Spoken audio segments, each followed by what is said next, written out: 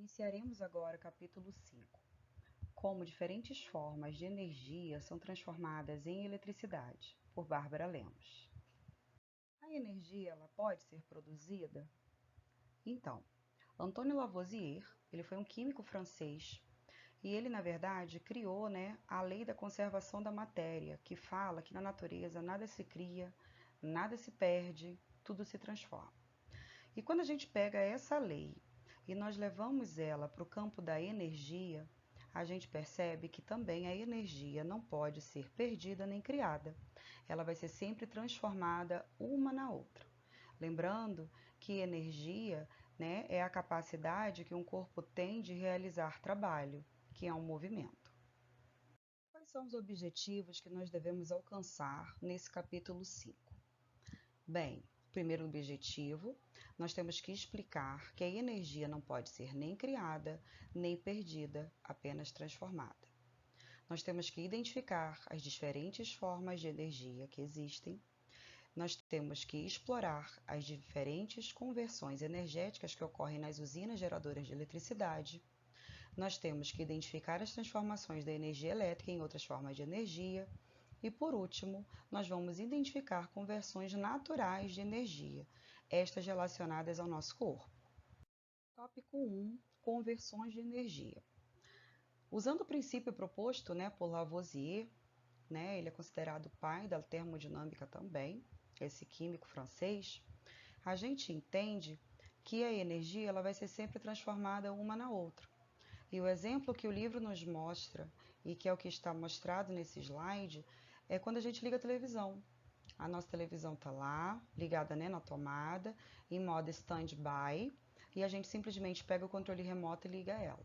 Nesse momento, a energia química que está presente nas pilhas que estão dentro do nosso controle remoto, elas são transformadas em energia elétrica.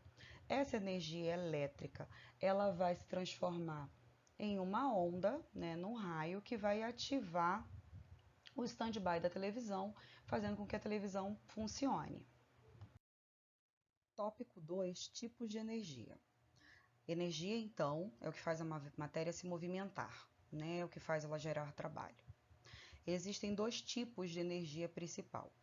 Uma é uma energia associada ao movimento, esse tipo de energia ela é chamada de energia cinética, e o outro é uma energia de armazenamento, ela é chamada de energia potencial. Dentre as subdivisões que existem na energia cinética, nós temos a energia mecânica, nós temos a energia elétrica, nós temos a energia térmica, nós temos a energia luminosa e nós temos a energia sonora. O que seria a energia mecânica? A energia mecânica é uma energia que decorre do movimento de um objeto. Então, por exemplo, eu tenho energia mecânica quando eu consigo fazer o meu carro se mover, um skate se mover, uma bicicleta se mover, tá bom? Energia elétrica. Energia elétrica é uma energia que decorre do movimento dos elétrons. Então, para que ela ocorra, eu preciso principalmente de que eu tenha facilidade na condução desses elétrons. Então, eu preciso de condutores. Na última aula, nós vimos sobre isso, nós falamos muito sobre o fio de cobre usado nas residências. Na energia térmica, ela já vai ser liberada através da combustão, tá? Que é a queima, de algum combustível. No caso da energia térmica, ela também vai liberar calor. E esse calor, ele vai fazer com que as moléculas da substância que está sendo aquecida se agitem, tá bom? No caso da energia luminosa, agora, a gente tem uma energia que ela consegue se propagar na forma de ondas transversais. Ela é uma energia eletromagnética. Onde eu percebo essa energia luminosa? Eu percebo ela através da radiação solar e percebo ela na iluminação das nossas casas, dos lugares onde a gente vai comercial. A energia sonora, por outro lado, ela é uma energia de vibração, também na forma de ondas, e ela vai precisar bater em algum objeto para que ocorra essa vibração.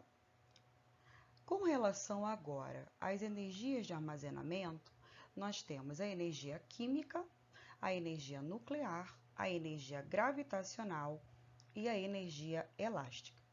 No caso da energia química, é uma energia que ela se relaciona às ligações químicas que ocorrem entre os átomos e moléculas de determinada substância. Eu percebo energia química, né, de armazenamento nas pilhas, nas baterias. No nosso corpo há energia química. A energia nuclear, ela já é uma energia que ela ocorre pela quebra, né, a fissão do núcleo de um átomo de substâncias radioativas, como por exemplo o urânio. A energia gravitacional, ela agora se relaciona à altura que um determinado corpo está a um nível. Se eu pegar uma bola e simplesmente soltar ela da altura dos meus ombros, essa bola ela vai ter energia potencial gravitacional elevada e à medida que ela for caindo, essa energia potencial gravitacional ela vai diminuindo. E a energia elástica, uma energia de armazenamento em objetos elásticos. Eu percebo isso em molas e em elásticos. Subtópico 2.1. As hidrelétricas. As hidrelétricas, para funcionarem, a primeira coisa que tem que ser feita é o quê? Um rio de planalto, né? Um rio que tenha queda, ele deve ser represado e depois a força dessa água em queda, ela vai ser responsável por movimentar a turbina de um gerador e esse gerador vai levar essa energia elétrica às torres de transmissão e isso vai chegar à nossa casa. Pois bem, como é que acontece? Essa água que é represada, ela está a uma certa altura do solo, né, do nível, como a gente mencionou há pouco no slide anterior. Então, essa água ela tem energia potencial gravitacional. À medida que essa água cai, essa energia potencial gravitacional ela vai se transformando em energia cinética, que é energia de movimento. E essa mesma energia cinética agora é ela que vai movimentar as pás das turbinas do gerador. E nesse momento a gente vai ter essa energia cinética sendo transformada em energia elétrica. Então, em resumo, nas hidrelétricas, as transformações de energias são: energia potencial gravitacional se transforma em energia cinética, que se transforma em energia elétrica, e isso vai chegar às nossas casas através das torres e redes de transmissão. Tópico 2.2. As termoelétricas convencionais. As termoelétricas convencionais, elas vão usar a energia química presente, tanto elas podem estar na biomassa como no carvão mineral. Inclusive, nós já até fizemos um exercício referente a essa energia química lá no capítulo 1. Existia um exercício que o professor mencionava sobre, no carvão mineral, existia energia do sol. E sim, a gente sabe que existe, porque o carvão mineral, ele nada mais é do que uma árvore fossilizada. Então, a gente tem essa energia química dessa biomassa, que pode ser o bagaço da câmara, ou essa energia química do carvão mineral, ela entra em combustão e nessa combustão ela vai gerar energia térmica, que é o calor. Esse calor, ele vai ser responsável pela agitação das moléculas de água de uma caldeira. E essas moléculas em agitação, a gente vai ter a energia cinética. Essa energia cinética, quando a água vaporizar, as moléculas vão continuar bastante agitadas, porque quanto mais calor você fornece a um corpo, mais agitado vão ficar as moléculas desse corpo. Essas moléculas de água em vapor, elas vão ser responsáveis por movimentar as hélices de uma turbina. Essas turbinas, né, essa turbina se movimentando, ela vai transformar essa energia cinética em energia elétrica. E da mesma maneira, a gente vai ter essa eletricidade chegando às nossas casas através das redes de transmissão. Então, em resumo, nós temos que as termoelétricas convencionais transformam energia química em energia térmica, a energia térmica é transformada em energia cinética e a energia cinética é transformada em energia elétrica que chega às nossas casas. Subtópico 2.3, as termonucleares. Nas usinas termonucleares, a gente vai ter mais ou menos a mesma coisa que acontece nas usinas termoelétricas convencionais. A diferença agora é que para que eu consiga produzir energia térmica, eu não vou mais ter essa transformação a partir da energia química. Agora, essa energia térmica, ela se origina a partir da transformação da energia nuclear. Como é que vai acontecer? A gente vai ter um local chamado reator. Nesse reator, os átomos de urânio sofrerão fissão, que nada mais é do que quebra do núcleo desse átomo. E nessa quebra vai haver a geração de muita energia. Essa energia vai ser capaz de aquecer uma caldeira, uma quantidade de água, né, se transformando em energia térmica. Essa água vai ficar agitada, né? Então a gente vai ter a energia cinética das moléculas de água. Essa água vai vaporizar até nós chegarmos ao momento da energia cinética das moléculas da água em vapor movimentando as turbinas. Depois que eu tenho esse movimento, né, essa energia cinética, aí eu vou conseguir transformar a energia cinética em energia elétrica e, mais uma vez, eu vou levar para as redes de transmissão e vai chegar à nossa casa essa energia elétrica. Tópico 3. Aproveitando a energia elétrica. Na nossa casa, a gente usa energia elétrica das mais variadas formas. A gente usa para ligar o ar-condicionado, a gente usa para ligar o ventilador, para ter um ambiente claro, nós usamos no chuveiro elétrico, para aquecer um pão e dentre tantas outras maneiras. Pois bem, quando a energia elétrica ela é transformada em energia térmica, né? A gente tem lá a agitação dos elétrons sendo transformado em calor. Nós temos aí um evento chamado de efeito Joule.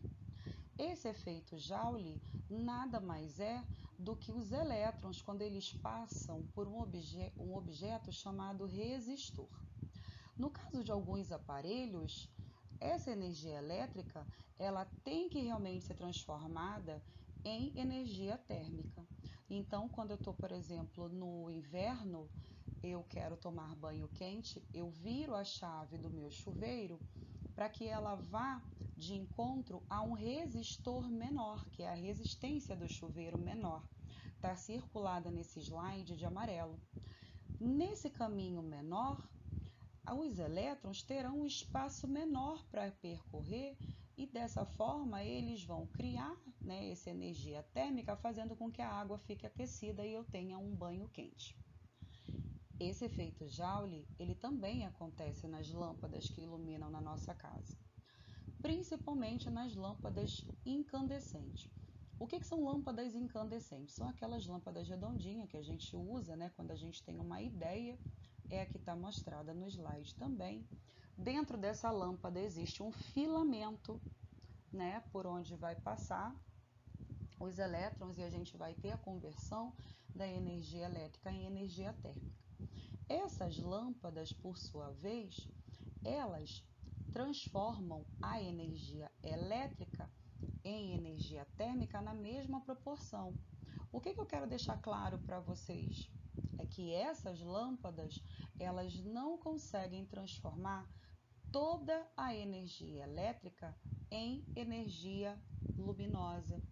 Parte dela vai ser transformada em energia térmica, por isso que elas ficam quentes. Essas lâmpadas não são econômicas nas casas. Por isso que elas devem ser substituídas pelas lâmpadas fluorescentes, ou melhor ainda, pelas lâmpadas de LED. Esse tópico desse slide, ele não existe no nosso livro. ele foi criado apenas a nível de comparação para que vocês possam perceber que as lâmpadas demonstradas abaixo, elas vão converter a mesma quantidade de energia elétrica em energia luminosa, tá? E a gente vai ver qual delas vai haver menor gasto de energia elétrica para conversão em energia luminosa. Então, por exemplo, a gente tem uma lâmpada incandescente de 60 watts. Nessa lâmpada incandescente eu não tenho economia. A gente vê no slide que a economia dela é zero. Por quê? Porque parte da energia elétrica também é transformada em energia térmica. A gente não tem uma conversão total em energia luminosa.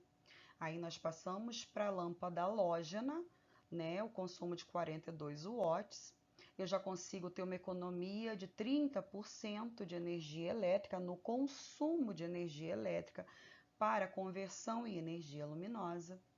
Aí eu vou para a lâmpada fluorescente de 12 watts. Minha economia aumenta 50% em relação à lâmpada halógena, eu tenho uma economia de 80%. E quando eu chego na lâmpada de LED, apenas 5% só de energia elétrica eu não consigo converter em energia luminosa. Eu tenho uma economia de 95% de energia elétrica, com um aproveitamento maior em conversão em energia luminosa. Então, as lâmpadas de LED, sendo dessa fórmula, elas conseguem ser as melhores opções para as residências, comércios e tudo mais. Aí o que eu percebo com isso, né? Que é uma coisa que eu tenho que ficar muito atento. Quanto maior for o efeito Joule no aparelho que eu for usar, né? Que vai converter energia elétrica em luminosa, menor é o rendimento dela, consequentemente, maior é o consumo dele em energia elétrica. Agora é o nosso momento de pausa. Nós vamos pegar tudo o que nós aprendemos até o slide anterior, até o 10, e nós vamos utilizar as informações para responder as duas atividades propostas na página 185. Ainda falando sobre o efeito Joule, que é a transformação, a conversão de energia elétrica em energia térmica, alguns aparelhos, eles precisam que haja essa conversão para que eles funcionem com maior eficiência, como é o caso do secador de cabelo, a pranchinha, a tostadeira, a torradeira, o ferro de passar roupa, dentre tantos outros aparelhos que fazem parte do nosso cotidiano. Em todos esses aparelhos, a energia elétrica ela vai ser transformada em energia térmica, mas não vai haver perda de eficiência ocasionada devido ao efeito Joule que acontece lá, no caso representado pelas lâmpadas, como nós acabamos de ver, principalmente quando nós nos referimos às lâmpadas incandescentes. Nós vimos há pouco, para que ocorra o efeito Joule, existe um instrumento chamado resistor dentro dos eletroeletrônicos ou dos eletrodomésticos. Né? Esse resistor ele tem por finalidade transformar energia elétrica em energia térmica e luminosa ou apenas em energia térmica, como nós acabamos de ver. Só que no caso dos nossos aparelhos eletroeletrônicos, como computadores, como celulares, esses resistores, eles têm como finalidade, o objetivo deles é diminuir a passagem de elétrons, diminuir a corrente elétrica nesses aparelhos. Por quê? Para evitar que haja sobrecarga dos circuitos, no caso, haja a transformação da energia elétrica convertida em energia térmica, com o aquecimento deles, e se eles aquecerem, o aparelho ele pode chegar a ser danificado de forma definitiva. Nesse slide, no canto superior esquerdo, nós vemos as conversões da energia elétrica em energia cinética, por exemplo, no ventilador, na máquina de lavar, no liquidificador. A energia cinética ela vai ser percebida pelo movimento das hélices do ventilador, pelo movimento do tambor de centrifugação da máquina e pelo movimento das hélices do liquidificador. Abaixo, nós temos a energia química transformada em energia cinética, que também é energia de movimento. Nesses veículos aí, no carro, no avião, no barco a motor. Em todos esses veículos, o combustível, depois que ele queima, nós temos a transformação da energia química em energia cinética que faz com que esses veículos se movimentem. No canto superior direito, nós temos a energia do vento sendo transformada em energia elétrica nesses aerogeradores. Nós temos aqui na praia de próxima a Santa Clara, na praia de Gargaú, esses aerogeradores produzindo energia eólica, né, energia elétrica a partir da energia eólica. Embaixo, nós vemos um barco à vela, onde a energia do vento ela é transformada em energia mecânica que vai fazer com que essa vela seja impulsionada à frente, levando esse barco a se movimentar. E abaixo, nós temos a energia elétrica sendo transformada em energia sonora. Porque, em que momento isso? Quando a gente fala ao celular, por exemplo, a energia de vibração desses elétrons vão chegar aos nossos nervos auditivos e nós vamos interpretar isso como som. Agora é a nossa pausa para o nosso super desafio da página 186, que eu tenho certeza que vocês vão tirar de letra depois de terem lido o capítulo e ouvido o que foi dito em cada slide nosso até o momento. Boa sorte! Tópico 4. Formas naturais de converter energia. Seres fotossintetizantes ou autótrofos. Para quem não lembra, são aqueles organismos que eles são capazes de pegar a energia luminosa do Sol, fazer uma reação química chamada fotossíntese e, a partir dela, eles serem capazes de produzir compostos orgânicos, que a gente conhece como carboidrato, que é a glicose. Esses seres vivos, eles são capazes de produzir a própria energia, né? Por quê? Porque esse carboidrato que eles produziram, eles também vão utilizar para eles não vão fazer isso para a gente. Quem são os seres vivos fotossintetizantes? São as algas, são todos os representantes do reino vegetal. Pois bem, nós, seres vivos heterótrofos, nós adquirimos a energia a partir da nossa alimentação. Então, nós podemos consumir seres autótrofos, né, a partir da cadeia alimentar, diretamente, ou consumir um ser heterótrofo que se alimentou de um ser autótrofo.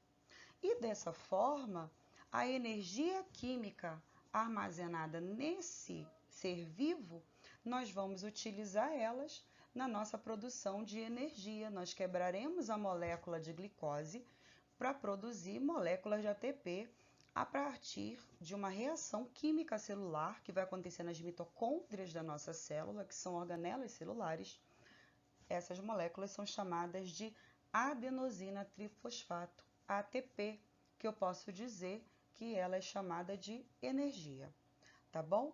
Ainda eu consigo fazer a conversão dessa energia química em energia mecânica quando eu movimento os meus músculos e, consequentemente, eu vou movimentar o meu corpo, lembrando que os músculos estão presos aos ossos. Ou eu consigo converter energia química em energia térmica, na geração de calor, que vai manter a temperatura interna do meu corpo constante, lembrando que eu sou um organismo homeotérmico. E chegamos ao momento das nossas atividades finais. Eu tenho certeza que agora está tudo bem mais fácil e vocês vão conseguir resolver todas as atividades propostas ao final do nosso capítulo, que vai da página 186 a 188. Boa sorte!